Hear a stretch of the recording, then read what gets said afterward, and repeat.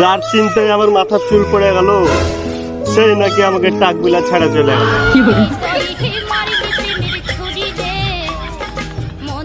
আমার এই রিলেশনটা ছিল বহু লং লিস্টের। ওর বাড়ি বর্ধমান আর আমার মুর্শিদাবাদ, ও মেলা দূর। হ্যাঁ, তাহলে তোর প্রেম হলো কি করে?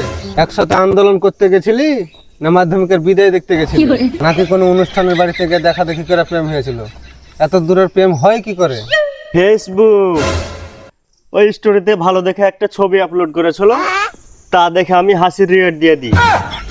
ওইখান থেকে মেসেঞ্জারে এসে ধরজি এই ঝামেলাঝাটি করতে করতে প্রেম হয়ে যায়। বাহ, খুব ইন্টারেস্টিং বাস খাওয়ার লাইন তো। তারপর কি হলো?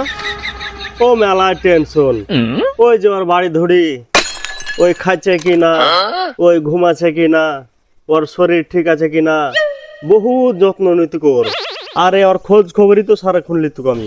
তাহলে তো তুমি ভাই কেয়ারফুল, তাহলে তো ভাই তুমি কেয়ারফুলি। তারপর কি হলো? ওই তো আর সবসময় অনলাইনে থাকতো না, আর যেই থাকতো না আমার মাথায় মনে হচ্ছে আকাশ ভাঙা পড়তো। আমার মনে হতো ওর কি বিয়ে হয়ে গেল না বিয়ে ঠিক হয়ে গেল, ওর কি জ্বর আসলো না ঠান্ডা লাগলো, এই নিয়ে আমার টেনশন। সারাক্ষণ শুধু ওর কথাই ভাবতো। ধুর, জ্বর ঠান্ডা হলে সমস্যা কি? প্রেমের বড় তো জলে ডুবে না, চাপ ছিল না তো? এত ভাবে এত ভালোবাসে তারপরে লাস্ট ফিনিশিং কি হলো? চাপ নিতে নিতে নিতে এই মাঝখান থেকে সামনে থেকে চুল ধরে পড়ে গেল। তারপরে তো আমি ভাবলু যে এত চাপলে তো বাবার দরকার নাই। পরে ওকে বললু ডার্লিং চলো আমরা বিয়ে করে ফেলি। তারপরে সেও বললো ঠিক আছে তাহলে বাড়িতে কথা বলে দেখি। ও, তার মানে তুমি বিয়ের কাছাকাছি চলে যাচ্ছ যাতে তোমার কাছে থাকে, টেনশনটা কম হয়। তারপরে কি হলো? তারপর আর কি, ও বললো যে ভিডিও কল করো, মা তোমাকে দেখবে আর বিয়ের ব্যাপারে কথা বলবে। ও, তাহলে তো আগিয়ে গেল। তারপরে কি বললো? ভিডিও কল রিসিভ করে বলছে টাক টাক চারা না, চাবি দিলে ঘুরে না, টাকের কি ব্যবস্থা, আলু বেগুন সস্তা। মানে তোমাকে তোমার হবু শাশুড়ি প্রেমিকার মা তোমাকে এইভাবে কথা বললো? আরে ও একাই বলেনি তো, ওর মা অর্ধেক বলেছে আর আমার প্রেমিকা অর্ধেক বলেছে। टूटा टूटा एक परिंदा ऐसे टूटा कि फिर যে কোনো কথার ভিতর পড়ে বুঝলে বুঝলে আবার মিথ্যা কথাটাই বলতে পারলো। তাহলে আরে কি সত্যি কথাটা তো বলেছে, মিথ্যা কথা বলেছে নাকি?